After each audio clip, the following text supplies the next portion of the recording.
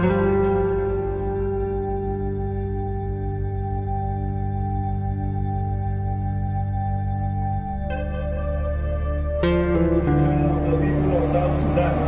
Sudan, oyez! South Sudan, oyez! Allez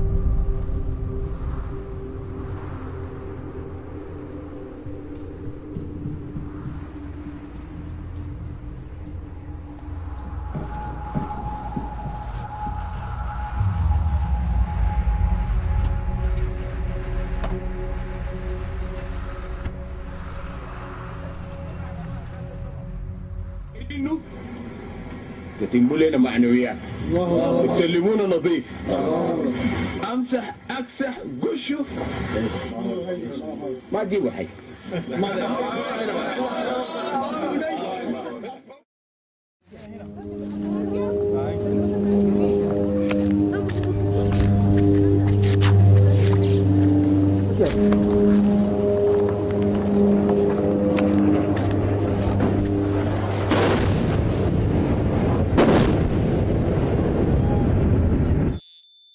A pregnant woman was wounded and it was killed just near here, and she is now dead.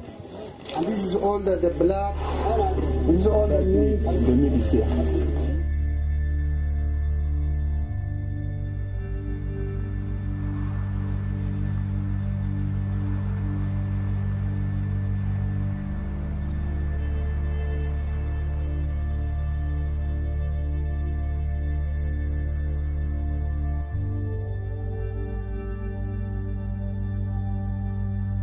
This trip has meant a lot to me personally. I was the UN chief, the resident humanitarian coordinator of the UN system some 7-8 years ago. And I've not been back to this region. To come back and visit the Nuba Mountains area and the surrounding territory of South Sudan after so long reconnected me and made me remember all the things that had gone on in the past and how this continues today. We just passed a pickup truck on the top of which was an RPA a soldier with a 12.7 caliber machine gun, clearly coming back from the front line to rest and recuperate. And you're pretty close to the front line. So we are close to the front line now, and it's a front line that is very porous, with people going backwards and forwards, particularly the soldiers of the SPLM North, who no doubt are pressing against the Khartoum forces wherever they can as the fighting continues.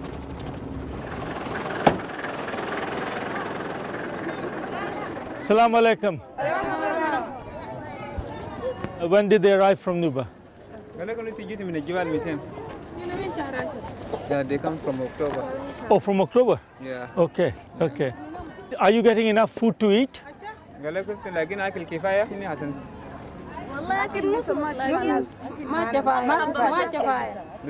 that just is not enough. Not enough? Yeah. Okay. So when you came from Nuba, you were pregnant, you had the baby inside you. How did you come? Did you walk or with your 5 children?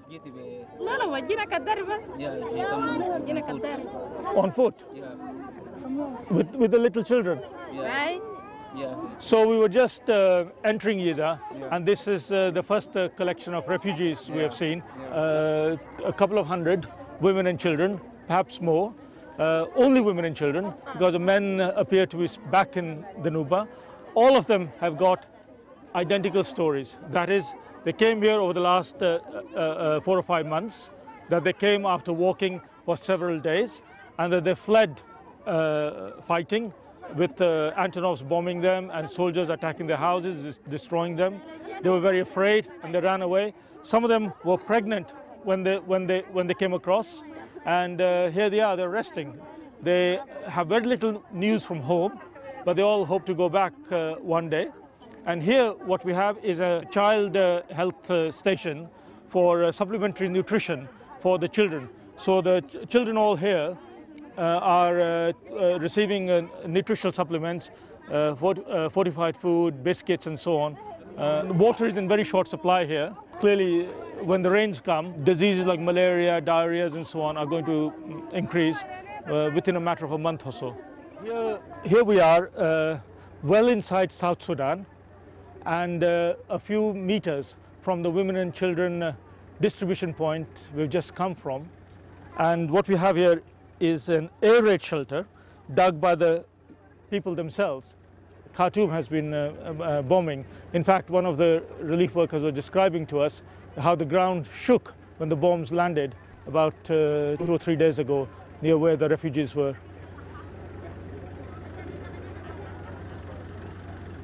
Can you imagine crawling down there with your 1-month-old baby, as we saw just now, and just rushing in with the Antonovs coming just above.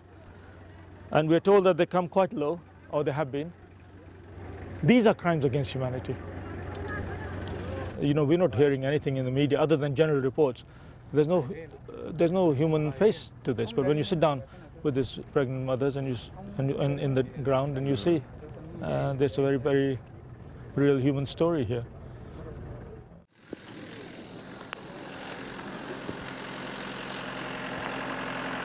Let's go. Fast.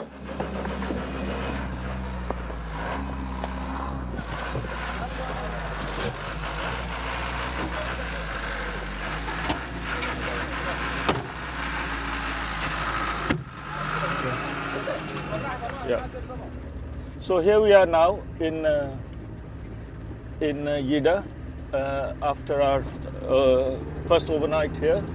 And we would like to go, if we can, to the border in Yao, where the fighting was taking place a few days ago.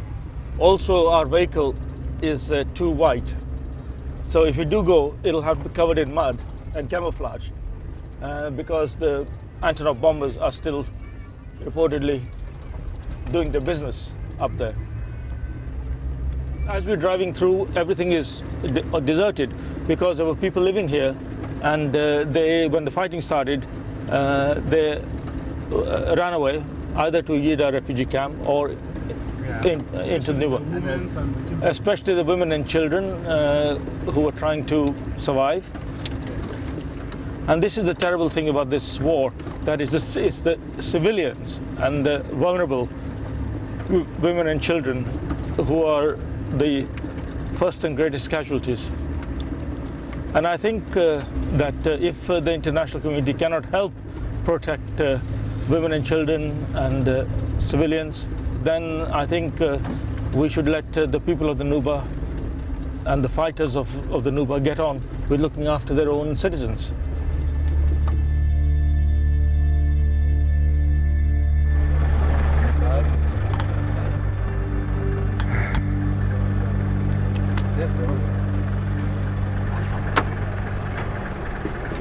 We're okay? We can... You can inform the commander we're filming. Yeah.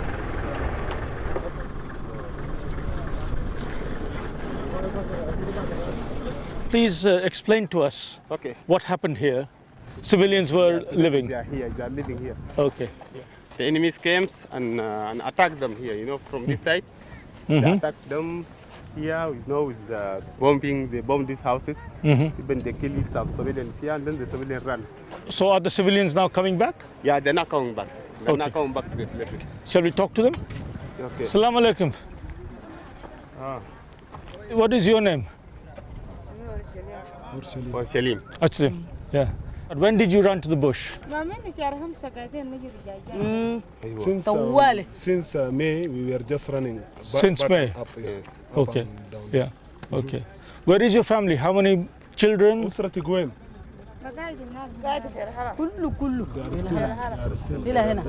still in the bush.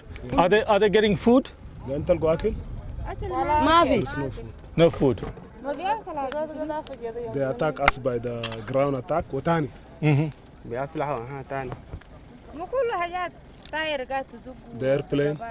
airplane, the tanks. Okay. Were people killed and injured? Ask this lady. Yes. People, they were killed and injured. So here's a tank recently destroyed in the fighting that allowed this the SPLA Nuba-led fighters to take back control of this area after the Sudanese forces attacked and cleared out all the civilians. And you can see right there the destroyed houses. They kill the civilians and take them away with them. Okay. And only the Sudan government forces have both aeroplanes and tanks. Okay. They came just through through Kharasana.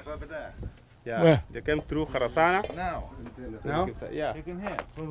Yeah. That's an antelope noise. Oh yes. They bombed that It is. area since morning. As they have seen now, people there are running. When they show antelope, then people all they run to the mountains. They run and hide themselves under the rocks. The women we were just talking to a few seconds ago around the water well, they've disappeared. There's no one there because they've run off as soon as they heard the antelope, which we can hear now, even as I speak to you. Let's look inside here. Let's go inside. Okay. So they've destroyed the food stocks, they've destroyed the whole house. Yes. The civilians have fled. Yeah, Now, this is a crime against humanity. Yes. So this is the smoke from Antonov attacks yesterday. And what they do is in this dry weather, when the firebomb basically sets off fires. And they're still running 24 hours later. I mean, this is something we hadn't heard of. I hadn't quite realized this.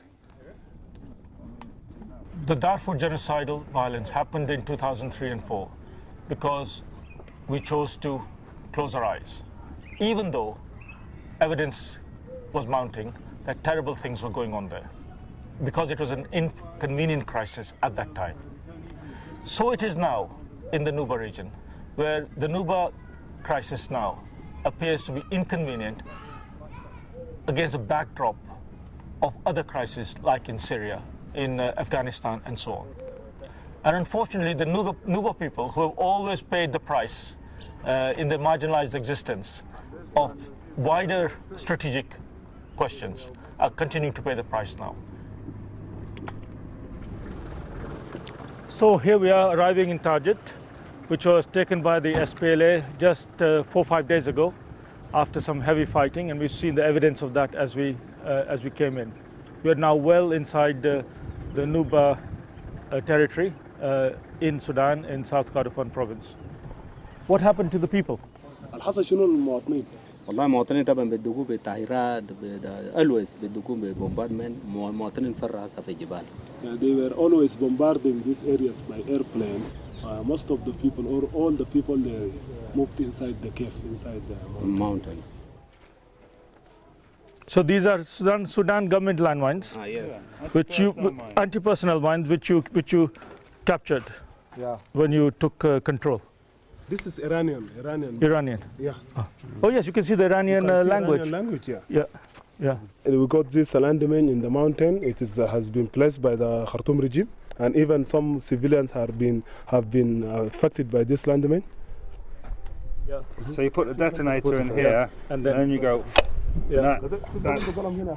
And then C4 that is. and then somebody steps on it. Steps on it, it closes the box, and it's a very simple thing. But you know, this is against the law. Sudan has signed the anti-personnel landmine treaty. So this is government of Sudan in Khartoum is committing an international crime in using landmines. And what we have heard and seen around here is that Hundreds of mines like this one in my hand have been planted around the houses in the neighborhood, placing ordinary people, civilians, mothers, children, animals at risk. This is a crime. This is a war crime. War crime. War crime. Yeah. Yeah. Have you seen this orange thing? This orange thing.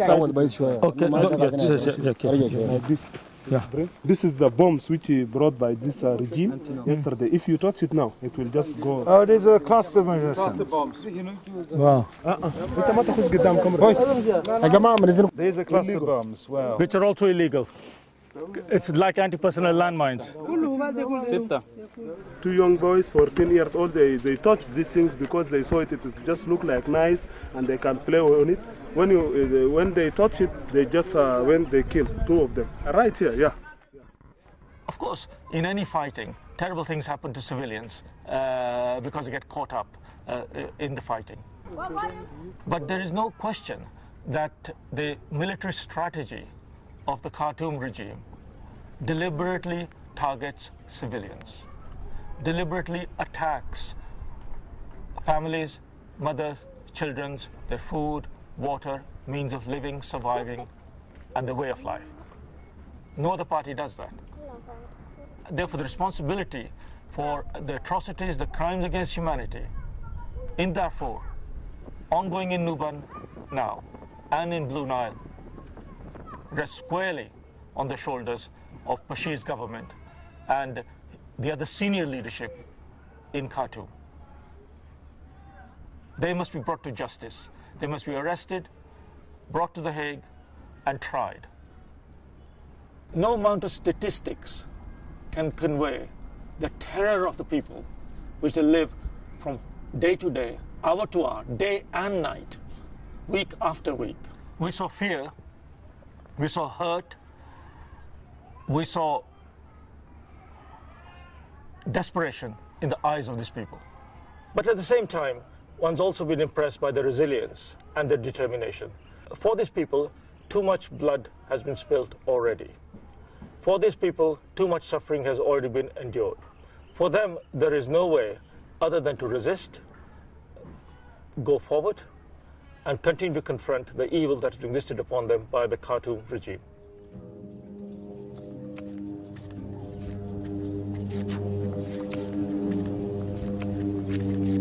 Yeah, I can see him. You can see him. Yeah, very, very high.